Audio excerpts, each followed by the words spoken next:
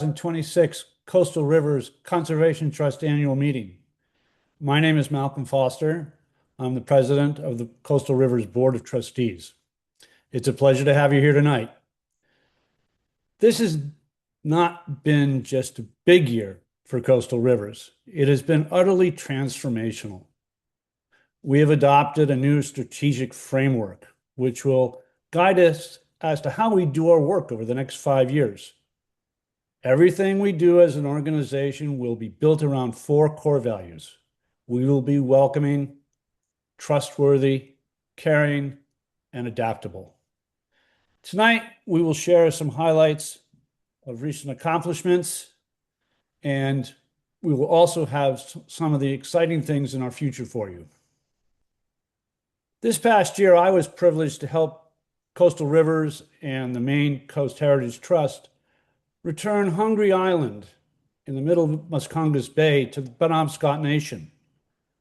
And I want to acknowledge the Coastal Rivers Service Area is located on ancestral and unceded lands of the Wabanaki people. We acknowledge and honor with gratitude the indigenous people who have stewarded this land and these waters since time immemorial. And now, it is my pleasure to introduce our Executive Director, Stephen Hufnagel. Thank you, Malcolm. It's wonderful to have you all with us tonight for our annual meeting. We're trying a new format that some of you haven't seen since, if you were around in the COVID year, we did an online annual meeting, but we wanted to really, it's such a visual set of things that we get to share. We want to share some of those photos and give you a chance to see some of the maps and get a feel for what this team has been up to this year. So we're super excited to have you with us. We want to start right out with, this is called a Mentimeter. I don't know if you've done this before, but if you use your cell phone and take a picture of the QR code, or you just use menti.com and use the code below, you can participate in this survey, which asks, what's the first word that comes to mind when you think of coastal rivers? So we'll give that a few seconds here, about 15 to 20 seconds to get your phones out, and it will create, it's a poll that we'll share. We want to really engage you tonight and invite your, oh, wonderful. And here's the word cloud that forms. And keep them coming. You're not limited really, but this is great. So I wanted to lead off by saying that we will have time for questions at the end. And in the meantime, feel free to put your questions into the chat. And if there's something that one of the staff can answer along the way, they will, and we'll save some up for the end to really share some of those results. And it's fun to see what's taking shape here right now. So we'll give it, looks like, there you go.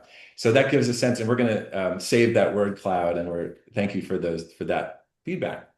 So to give a little lay of the land for what's happening tonight, we're going to start with an organizational overview. Some of you may know us better than others, or you may know parts of our work, and even I'm surprised on a daily basis by the additional programs through our partnerships that we're able to do with a wonderful team and with an incredible body of volunteers. We're just going to give a little bit of an overview of who we are, where we work. We're going to do board elections. It's renewal of 3 of our trustees. We'll quickly review the financials and then share just a little bit about the strategic framework that Malcolm mentioned at the front end about how this will guide our work and what the core pieces of that are.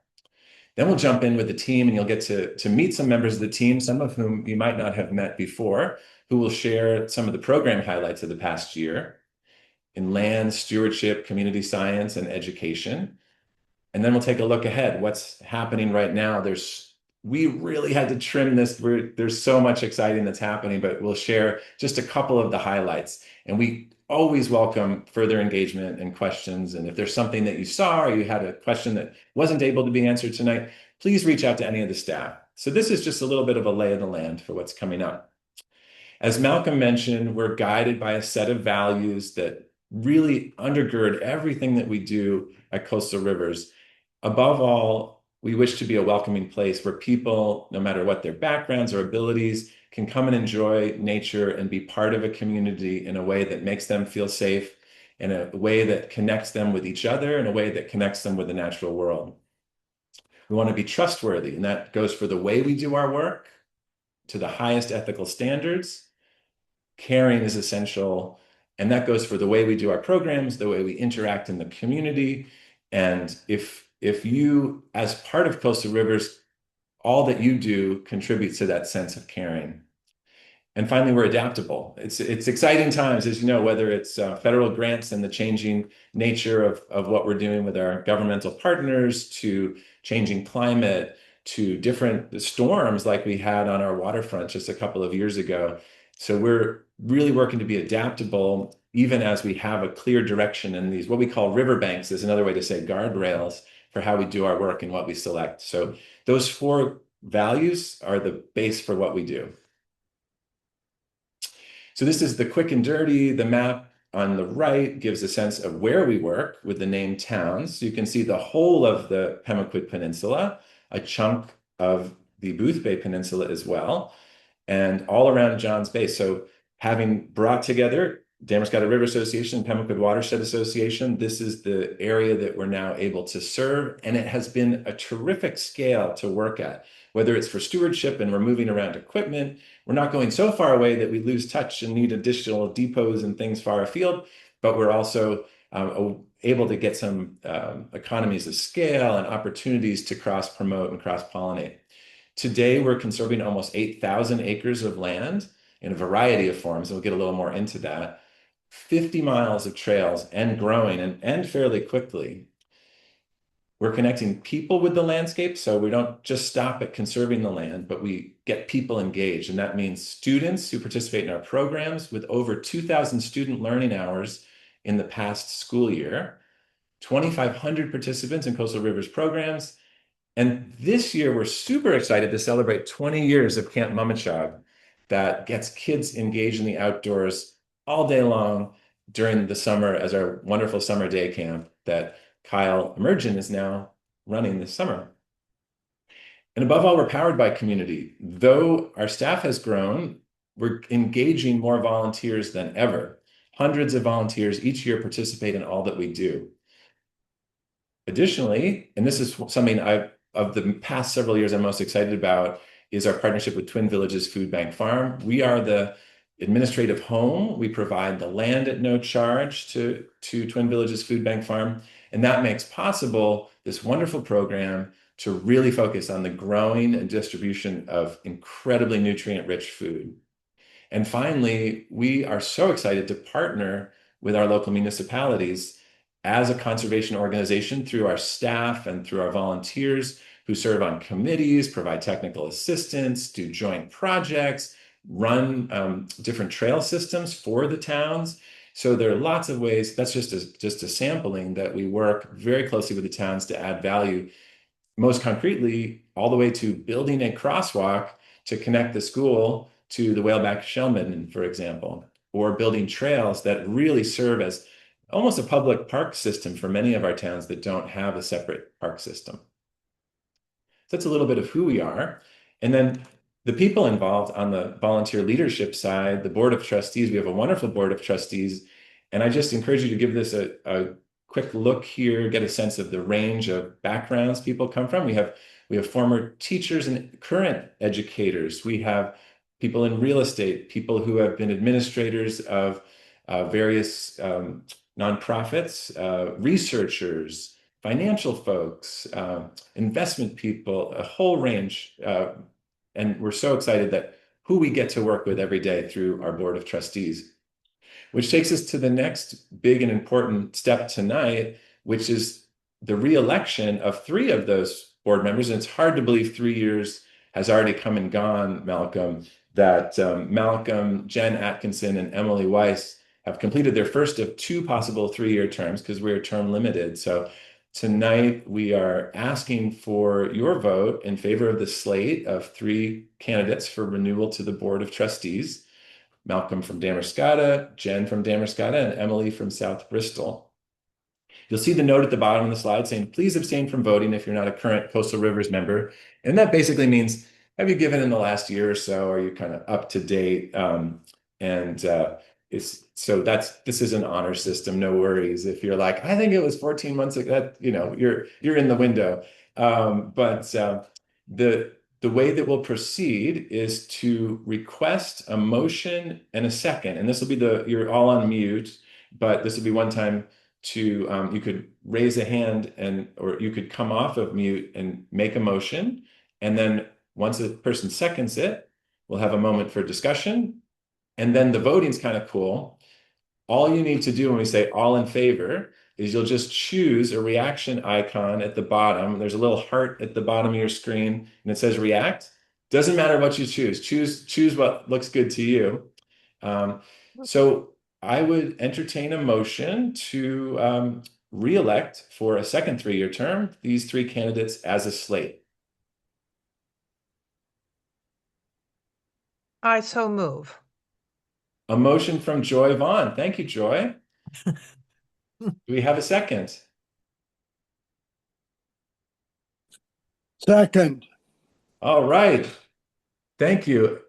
It's a very, very small picture, but I think that's Anton. Correct. Anton Lonston. Thank you, Anton. We have a motion and a second, and we have a moment for discussion. Is there anyone who wishes to comment or ask a question during that discussion period?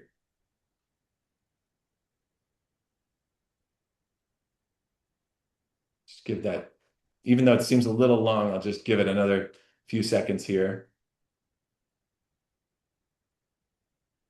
Anybody?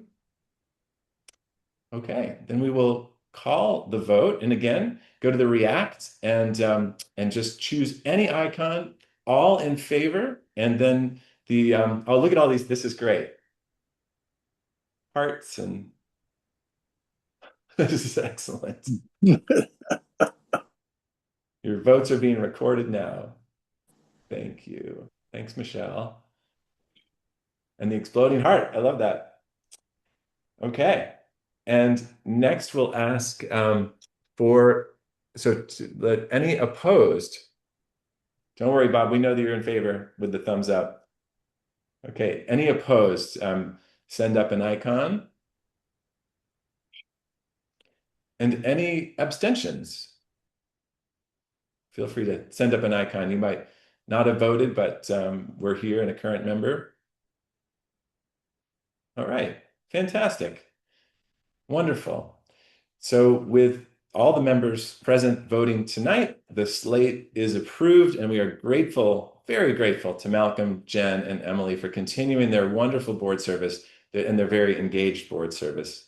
And special thanks to Malcolm, who has served this past year as the interim president, and it's been wonderful to work with Malcolm during that time. And he'll continue on the board for 3 years if we can keep you engaged, Malcolm, for 3 more years. Well, Malcolm's been an incredibly engaged board member, and we hope for the same for the next 3.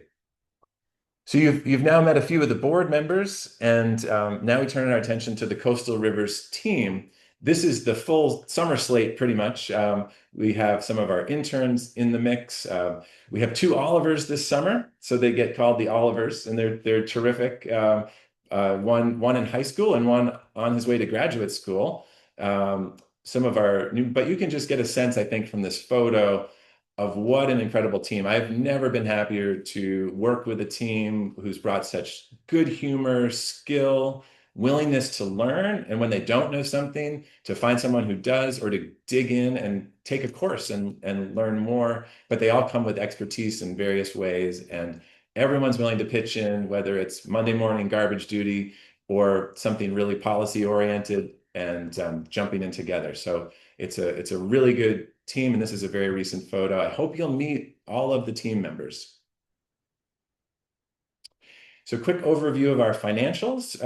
As many of you have worked with auditors know, financials take some time to get the final audit and the review and the committees and so forth. So we're actually looking at the year ended 6/30/25, and we've just, of course, ended the fiscal year ended 6/30/26. That will be returning to in a few months as we audit that. But in the previous year, This is including all gifts in kind. So pieces of land, you'll note a difference of some about 500 and some dollars between the two, 500,000 between the two. Most of that is land that was donated in some fashion. So we are running ahead with revenues ahead of expenses, but not by a wide margin. But we're using those resources very thoughtfully and again, leveraged by volunteers, leveraged by partnerships, and it allows us to accomplish so much with your gifts and with the grants and all the grantors that we work with. But you'll see 61% of our giving comes directly from contributions and grants, most of those individuals and family foundations, donor advised funds, but really from individuals who are giving so generously and really making possible all of these programs, from education to land acquisition to caring for the lands and waters that we so love. Malcolm mentioned our strategic framework that we're very excited about. First of all, the process engaged a huge number of supporters, including some of you who are on the call tonight, and we're grateful for your feedback as we considered what was most important in the 5 years moving forward. The framework will guide our activities, and we came down to 5 really key points. Stewarding our lands and waters. How can we be great caretakers, not just good caretakers, not passive caretakers, but really engaged caretakers of the lands that we're called upon to be the stewards of? How can we care for wildlife? How can we engage people? And we talk more about that in the public access piece, but how can we engage people in the care? Because in that act of caring, whether it's building trails or putting up duck boxes, caring for wildlife, we're making links to the land, we're building memories on the land, and people who connect are the ones who will be the caretakers on an ongoing basis. Expanding connected landscapes is the second point. We know that wildlife needs a lot of room to roam, especially as the wildlife gets bigger. We also know that with climate change, we need to protect connected landscapes because they're the backbone of our clean waters. They're the filter systems, they're the lungs, they're the cooling apparatus for all that happens in our natural world. So these special lands provide services to our communities that are very concrete on the one hand, and very much in the area of heart and spirit on the other, and everything in between. Which means we don't want these lands to just be for a few people. We want them to be available to people no matter what their abilities are, no matter where they come from. We want to have opportunities for people to feel safe and welcome on those lands and to get out there on, even if they have some kind of physical difference that doesn't allow them to be on a wilderness trail with lots of routes. Broadening public access means a lot of things, but one of them is expanding our trail network to include accessible trails. And you've seen some of the firsts of those, and we're excited to share where else that's going. Inspiring a love of place, that goes all from walks and talks out on the land to engagement with community science to our K-12 education programs that serve all of our schools free of charge. And finally, strengthening our organizational foundations. We depend on having the resources on an ongoing basis. We've made long-term promises, and we need to make sure that the organization and our resources are up to that challenge so that when we tell someone, you're entrusting your land that you've cared about for generations into our care, we can say, we're going to be able to do that long into the future.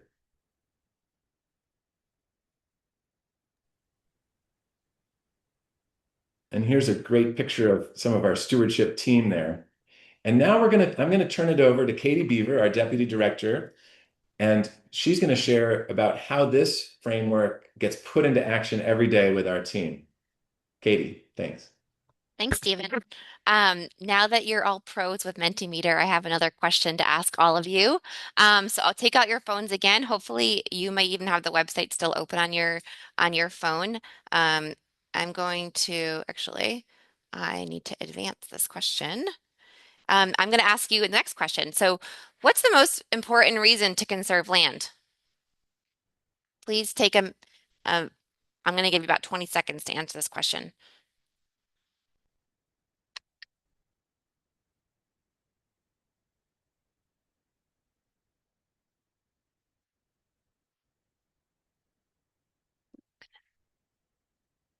Answers are coming in, but a lot of you are answering all the above. I think this is a bit of a trick question. I think there's no wrong answer here, so anything you wrote is the right answer. So great job, everyone. Feel free to keep responding. I'm gonna jump ahead now in the slide. Um, so one of our priorities in the framework that Stephen just mentioned is to expand connected landscapes. Um, this really doesn't mean conserving every property that comes on the market in our service area. It really helps us be and defines us in how we're going to acquire land, and it really makes us be more intentional about where conservation has the greatest long-term benefit for wildlife, clean water, climate resilience, and also for all of us.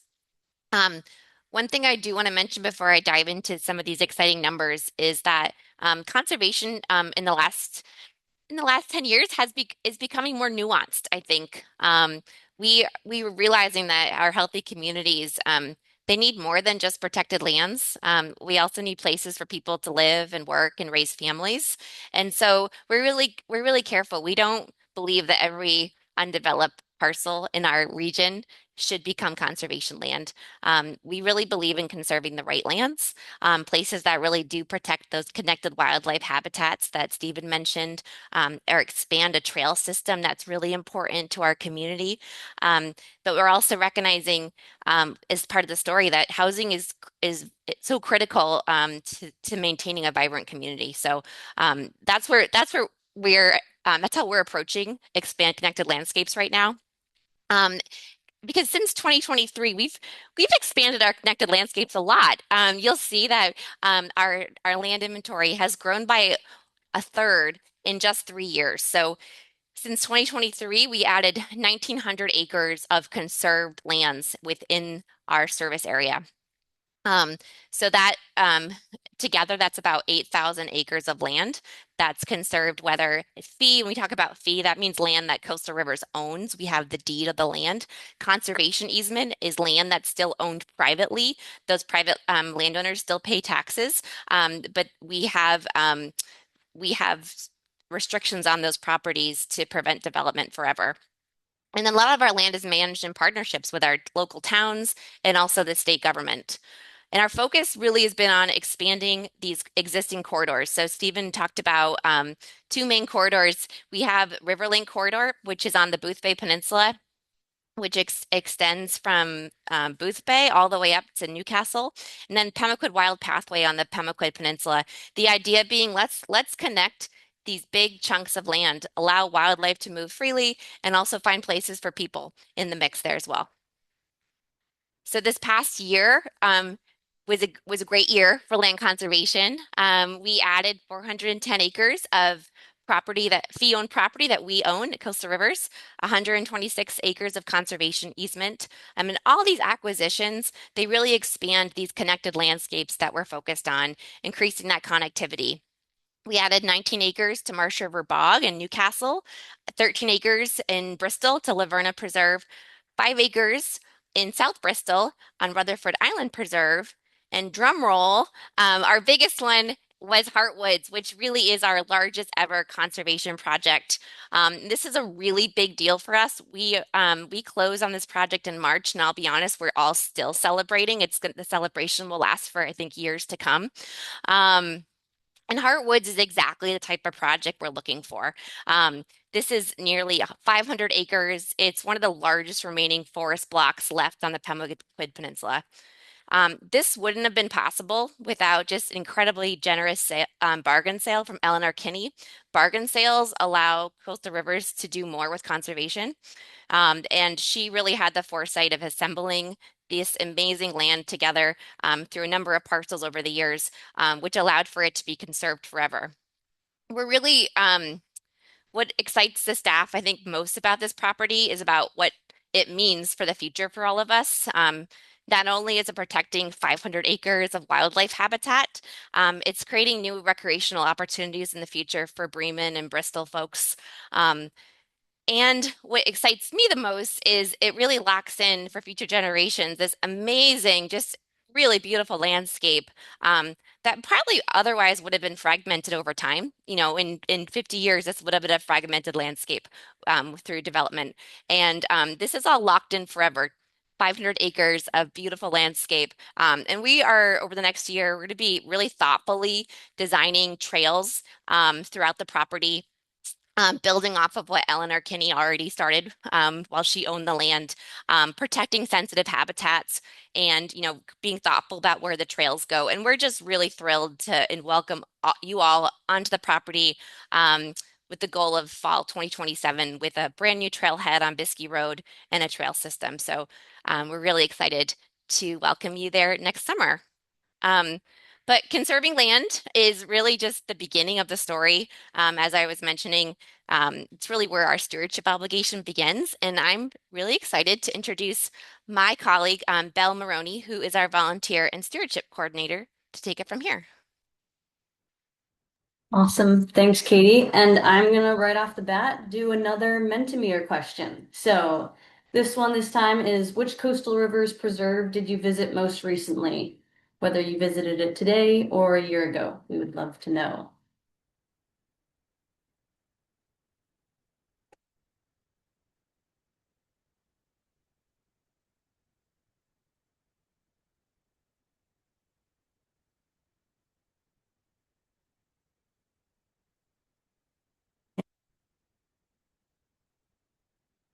And good ones up there. If you see one that you haven't gone to before, maybe write it down and you can visit it soon. We have some really, really incredible preserves, so I feel really lucky to work here. All right. So, what does stewarding lands mean, and what does the stewardship team do here at Coastal Rivers? Well, we do a lot of varied activities, a lot of which are here on this slide, and I'm going to highlight a few of them. So, this year we monitored 100% of our easements and preserves, which is really critical to the work we do because we want to make sure that the land that we own and the land that we conserve is cared for and well cared for. And it is also very important for the accreditation process, making sure that we can continue to be an accredited land trust. And we were just reaccredited last year, so that was awesome. The picture on the right, that's like that weird hay and black spots. Those are beetles that we've been releasing. Our land steward, Brad Weigel, has had this incredible program of releasing beetles to fight hemlock woolly adelgid, one of the ways that we're fighting invasives on our land, as well as doing a lot of volunteer days to fight invasives and many other things. So that's some of the stewardship work we're doing. Our team has also been doing a lot of work on the trails this past year. We have created 2 new all-persons trails, which is huge in increasing accessibility, like Stephen said, for people that can't maybe get on those route trails that we have. We also did a trail extension at Pemaquid Pond Preserve. There is now a new loop trail there. That picture of the bridge on the right is at Pemaquid Pond, so if you haven't been out there to check it out, I would recommend. And then we've also been partnering with organizations on trails. So recently we partnered with Mexicali Blues to expand our Marsh River Bog Preserve and create an amazing new trailhead there. And we've been partnering with Six Rivers NEMBA, the Mountain Bike Association, to create some mountain biking trails in our area, which we haven't had in the past. So that's super exciting. And apart from trails, our stewardship team has also been hosting community events, volunteer days, and workshops in order to engage people and really bring you guys out onto the land. I work a lot with volunteers, and a lot of the work that we do wouldn't be possible without them. So I just want to give a shout out to our volunteers really quickly for helping make a lot of the work that we do possible. All right. And on our priority for broadening public access, I'm going to talk a little bit about how stewardship intersects with this priority. A lot of our other coworkers also intersect with this, but I will give a snapshot from one of our preserves on how we're doing this. So at Kai's Woods Preserve, this is one of our preserves that has gotten a new all-persons trail. So we have a new 1/4 mile loop trail that kind of winds throughout the forest, takes you to a ravine overlook that now has a bench there. It's a really amazing trail and it's accessible for people with kids in strollers, people on wheelchairs, people that just maybe don't have the ability to walk on our trails. So it's really awesome. Besides our trails that we're doing, we also are improving our kiosks and trailheads. So the picture on the right is one of our new kiosks that we just put in, and it has an improved map as well that tells you a little bit more information about the preserve, has a really clear map that you can look at, and is really just a way for people to understand our preserves better and have just a very good initial welcoming impression. Kai's Woods is also one of our sites that we're using for our trail user survey. One of our interns this summer has created this survey in order for us to gather data on trail satisfaction from our users, demographics, and just so we can learn a lot more about how we can make trails better for people. And before we end this slide, I would just like to give a shout out. If you see that big piece of equipment in that picture, a lot of the equipment that we've gotten in the recent years has made it possible to make these in all persons trails in-house, which is really huge. And the purchases of this equipment wouldn't have been possible without the Kai's family. So big shout out to them. And then a quick trail shout out coming soon. Exciting news. We have a new trail, the Sarah Weston Kent Trail, that we're hoping to open the first half of this summer. So once it is fully complete, it is going to be a 4-mile out and back trail connecting Pemaquid and McCurdy ponds. And it's really exciting because it'll provide the only public access to McCurdy Pond. So like I said, the first half of the trail is planning to be open this fall, and this full trail system will be opened next summer. At least that's our plan. And I'd just like to say we're putting in a lot of new trails, and when we sit down to begin the trail process, we're not just sitting in the office looking at a map and throwing a trail down. We're really going out onto the land, learning the land, walking the land, and having a really thoughtful process of where the trails goes. So at this property, we really took in mind the sensitive areas such as vernal pools or the areas along the cliff that have sensitive lichen. And we're trying to make sure that we balance getting people out on these trails while also wanting to protect and preserve the wildlife that makes these areas so special. Thanks, I'm going to Belle. pass it back off to Katie. Great. And I'm wearing I'm pretending to be Sarah Gladue tonight. I could never be Sarah Gladue, but I'm going to pretend for this evening. She's on vacation. Sarah, for many of you, you all know her very well. She's our director of community science. Um, I think when some people think about coastal rivers, they think first about all the conserved land and our land conservation work. But our mission is a lot broader than that. Healthy forests, healthy wetlands, healthy rivers, healthy estuaries, they're all connected. So what happens upstream really affects what happens downstream. You all know this. Every year, our staff and volunteers and interns collect scientific data across our entire region in our ponds, our lakes, our beaches, and our estuaries. And that information is really critical information for our local municipalities, state agencies, and local residents, and to make informed decisions about the water we all depend on, including swim beaches. Are they safe to swim? Each week we have data that we share with the public, and we keep our local municipalities informed of that data as well, so they can make good decisions about signage and communicate it with local residents.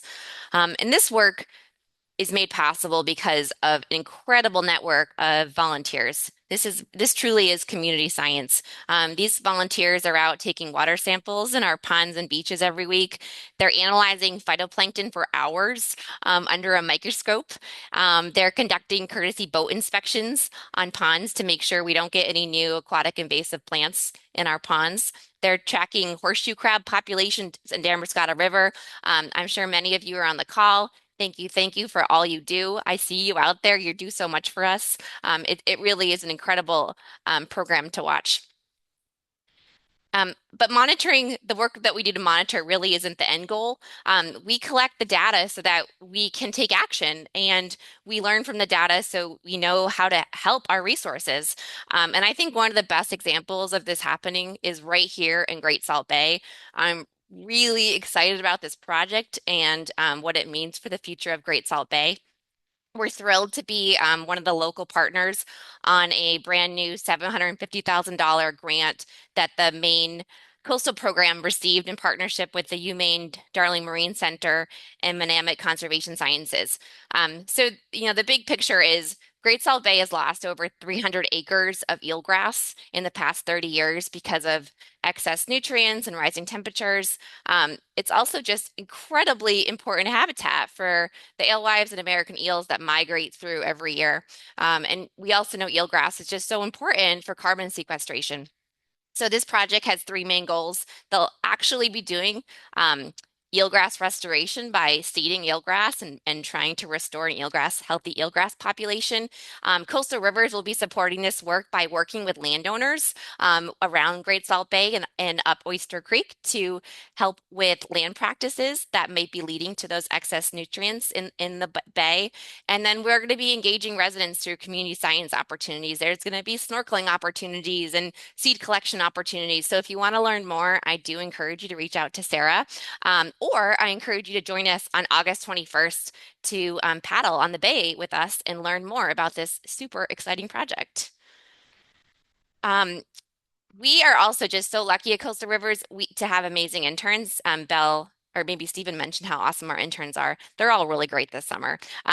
But this summer, we've been lucky to have Josie on our team as our water quality intern. She's been out on local lakes and ponds all summer collecting water, and I am excited to pass it off to her now.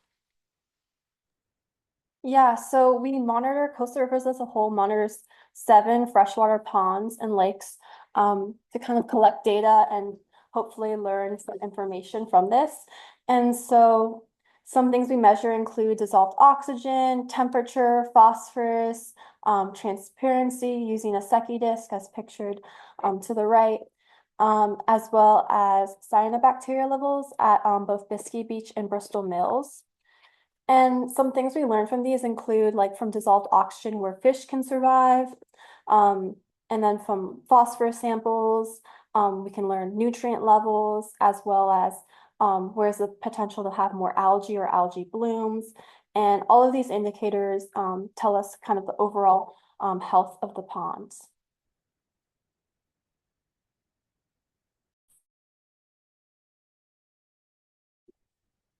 Hi, everybody. Kyle Emergen, the new-ish education director with Coastal Rivers.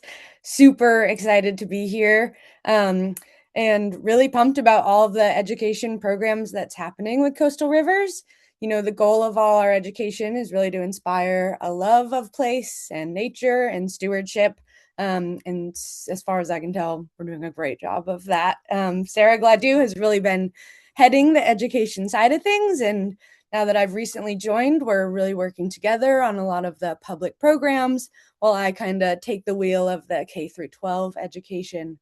But in terms of what has been going on this past year, there's been some really incredible public education programs every month. I'm sure some of you have been with Sarah out on the trails for her naturalist walks or paddles. So those have been really exciting. We also have the Discovery Center at the Pemaquid Beach, where we get a lot of visitors. And then nature education programming in all of the local schools, which will certainly be continuing and hopefully expanding. And just to highlight some of that work, one of the really cool programs we have going on is with the Nobleboro third grade classes and their senior buddies. So the third graders have senior buddies that they work with, and we help support those programs at the Round Top Farm, different focuses like apple pressing or learning about mammals. So I'm super excited to continue that work and meet all of them. We've had monthly programs at the Coastal Kids Preschool, which will definitely be continuing. Sarah's done some really wonderful teacher training for local educators, and I'm really excited to continue that professional development for local educators. And then, you know, part of my new role is trying to figure out how I can put my spin on things. And I'm really excited with some new ideas. I'm hoping to really ramp up our upper middle school and high school programming through some different community science projects, both our community science projects through Coastal Rivers with Sarah, and then also collaborating with a lot of different science organizations in Maine, and hopefully contributing exciting data and creating these young stewards in our community. We'll be bringing back the Wabanaki program, which is exciting, and we'll have some new adult workshops. So definitely keep an eye on our events page as we move forward. And then, of course, as Stephen mentioned, so exciting, incredibly, Camp Momichuk has been running for 20 years. We've had a really wonderful summer so far. All of our programs have been full, which is just beyond exciting. Incredible kids, incredible students. It's so obvious how much they care about nature, and hopefully we're just adding to that But we have a range of topics that we address at Camp Mommy Chug. There's lots of like marine and estuary things, insects, earth art, avians, and of course the beloved grandparents and kids camp. But so far it's really been a dream. I've heard nothing but incredible things about Camp Mommy Chug from the past 20 years. And I hope to continue that legacy with our incredible camp staff, and engage with you all and your students or friends of students soon. Trimming down to just those programs that we shared was really hard, because there's so much more we'd love to share, and we hope you'll dig in on some of the newsletters and do some of the programs yourselves. But what I wanted to share is, where are we going next, and what are some of the highlights, things that we're taking on. And Katie shared the growth in our connected landscapes. And one of the things that we realize is, when you connect the different pieces, it's not adding quite as much to the burden, because, for example, you're not having a piece here and a piece there, but you're bridging that and connecting them. And yet, caring for land well takes resources, it takes time, it takes attention, it takes volunteers, it takes a lot of research. And I really loved how Belle shared how we don't just go out and create a trail, we really do a natural resource inventory, we really understand the land. So with 8,000 acres conserved, we're really leaning into our stewardship responsibilities. We've got these critical habitats to protect. We're building infrastructure, and very carefully, we're really thinking about bridges that last. We're thinking about trails that prevent erosion. We're thinking about systems that we're not just creating a burden for the people after us. To do that well requires doing it thoughtfully up front with the right materials, the right equipment, and the right skill sets, and making sure that our team continues to grow in all those areas. So as Katie said, we're not done when we conserve the land. The project closes, you sign the deed, and all is well and good. You put a little bow on it and say we're done. But instead, we want to lean in. This is the place where those memories are made. These are the places where people connect with the land.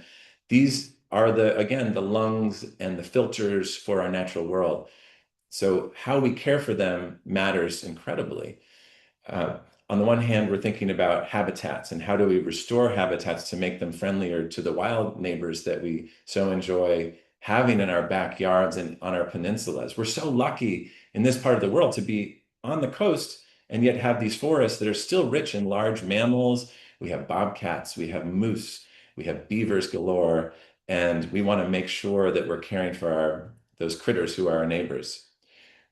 We don't want to just have a piece of land and have no access to it. It's closed off. Now, there certainly are special habitats that we make sure to thoughtfully preserve.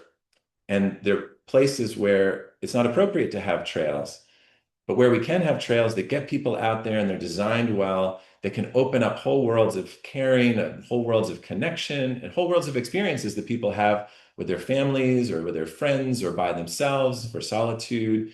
And we want to make sure we get people out there and we do it super thoughtfully.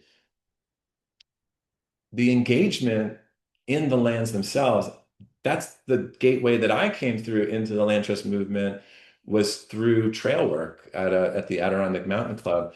The chance to get people involved in trails is a way that people become active caretakers of the land. So getting people out there to monitor, to create trails, to keep track of the properties that are under conservation easement, these are all parts of ways that we engage people. But to do so requires a big investment in stewardship. And that's what we're aiming for in our strategic framework, is to make sure that we can care for these lands.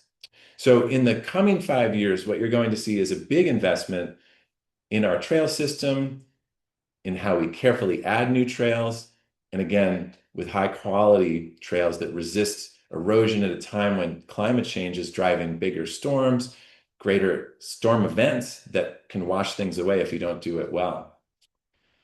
We're going to improve accessibility. Belle gave the example of the Kai's Woods Trail, and I'm going to share a really big one in a minute. But we're also thinking about ecological restoration. What happens when an area has been cut hard? What happens when an area is being taken over by invasive species? How can we bring it back and move it along toward a healthier and more balanced ecosystem. We're going to invest in the people themselves. As I shared at the very start, this team is so curious and engaged and wanting to learn and able to learn because they're so into the properties that we are part of.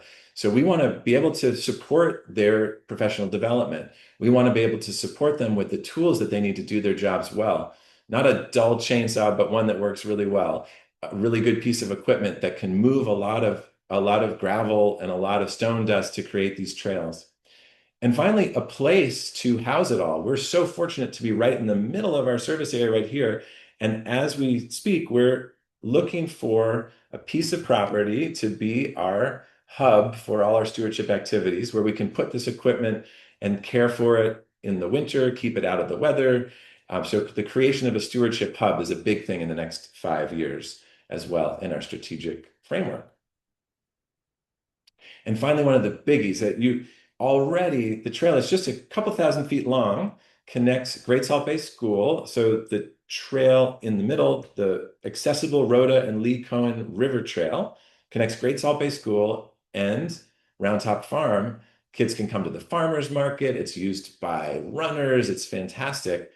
A couple of years ago, as you saw, we extended the trail all the way to Church Street to meet a sidewalk that will be built in the next few years by the town. So you'll be able to come straight from town. And if a lot of people use that corner, it's a much, much safer way to get all the way out to the Y and so forth. But most excitingly, in the last couple of months, we got our final construction drawings to connect the trail all the way out to Salt Bay Farm underneath Route 1. It's over, or I should say, it is it's 0.9 miles, so just shy of a mile addition to the trail, which will create an incredible route opening up the far side to biking back from Nobleboro along Belvedere Road. It'll link up the school to Salt Bay Farm. And when you can't find bus drivers, the kids can just walk right from school to Salt Bay Farm if they turn right and to Round Top Farm if they turn left. And finally, we've got the final price tag for the total trail. We're talking an engineered trail, 8 feet wide, incredible infrastructure underneath Route 1 that the DOT has allowed us to use under certain special circumstances, sheds that prevent the ice chunks flying off the bridge from hitting hikers. The total trail is a $2.5 million trail. And I think, we believe, and we've certainly gotten this kind of feedback regionally, that this would be a regional place to really enjoy being out for people of all abilities. And it links up two halves of our town that have really been divided by Route 1. So we're super excited about what lies ahead with this trail. And we now have the ability to say in our most recent grant application that it's shovel ready. So all that stands between here and the final trail is $2.5 million. And we look forward to speaking with each and every one of you. So we're super excited about that. So now is a moment we can go back into the chat and take some of those questions. And the way we're going to do this is that Katie is going to tee up a couple of questions, and we'll try to answer those. Well, we can also open up and thank you for all these lovely comments. We can also open the floor. If you come off of mute, you could ask a question that way as well. Yeah, if anyone has a question, we have a couple minutes before we finish the presentation for a couple questions for Stephen, if anyone wants to jump in.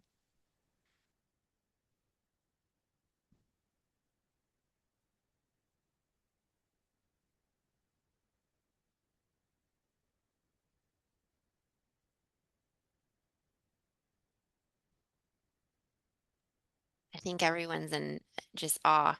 They don't have any questions for us. I'll give you one thing because I know you're going to ask about the Darrow's barn, but we got some new designs that are super cool. So I'll tease that.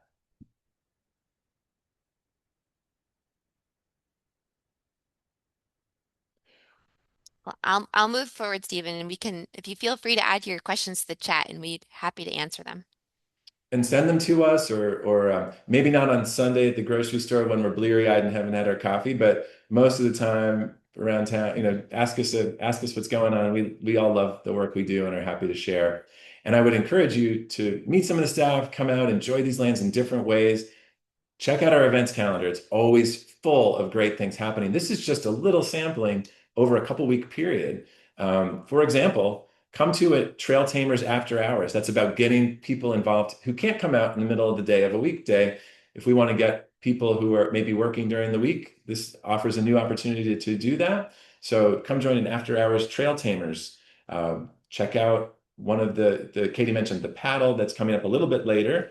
And we're sponsoring a triathlon with Bristol Parks that's raising lots of money for the Bristol Parks and their playgrounds and some really cool stuff happening in Bristol as well. So a partnership example as well.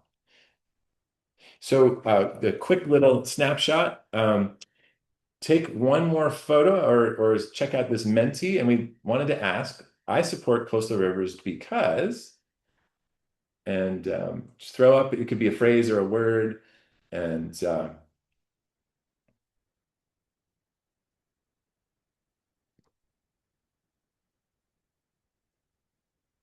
give that a minute.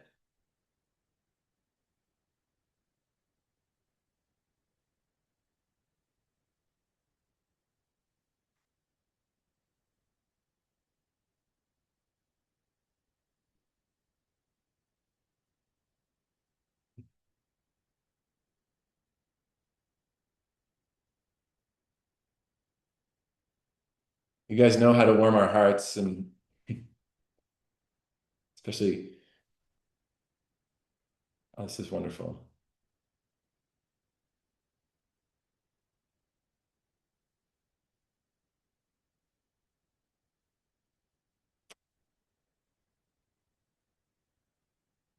I could probably end the presentation right here with these statements, because what I was going to jump to next, and we're going to capture this because it's a really great set of statements, and we're grateful for all your kind feedback. We really are. That's one of the greatest pleasures, of course, is the community that we get to work with, and it's because of you, this wonderful community, that we're doing this all together. This is lands that collectively belong to all of us. We are the stewards of that land to pass it on to the next generations and to enjoy it today and to be in awe of it every day. And we're so lucky to be here. We're expanding access. We're caring for lands and waters, inspiring thousands of people of all ages to love this place and build stronger connections. And you're helping to make it a stronger organization. You are Coastal Rivers, and we're grateful to be there with you. We need your help. We're taking on these challenges at a time of climate change, at a time of changes in our sources of support, where private support becomes more important than ever. So if you're not yet a member, I hope you'll join. If you haven't joined in a while, please renew. Invite others to go out on the trail, show them something, let them know this doesn't happen without the people who care about these places. This is a collective effort. If you're into volunteering, we welcome that. And it's a great way to meet other people in the community, get to work with the staff and pull on the ropes together. To me, nothing builds community more than working side by side. Support our stewardship, accessible trail, and education initiatives. These are in the form of various campaigns that are coming right up. And I hope if any of these catch your fancy, or if you love Darrow's Barn, let me know, because we're right now pulling together those final design drawings there to bring that back to a usable space within a few years.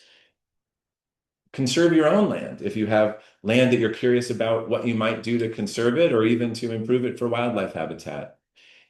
Connect us to neighbors or information about land that may be changing hands. I heard from somebody yesterday who said, "Hey, I just saw something in the newspaper or posting. I checked the registry. This property is changing from one family member to another. You might want to just be aware and stay tuned." And those kinds of tips are fantastic.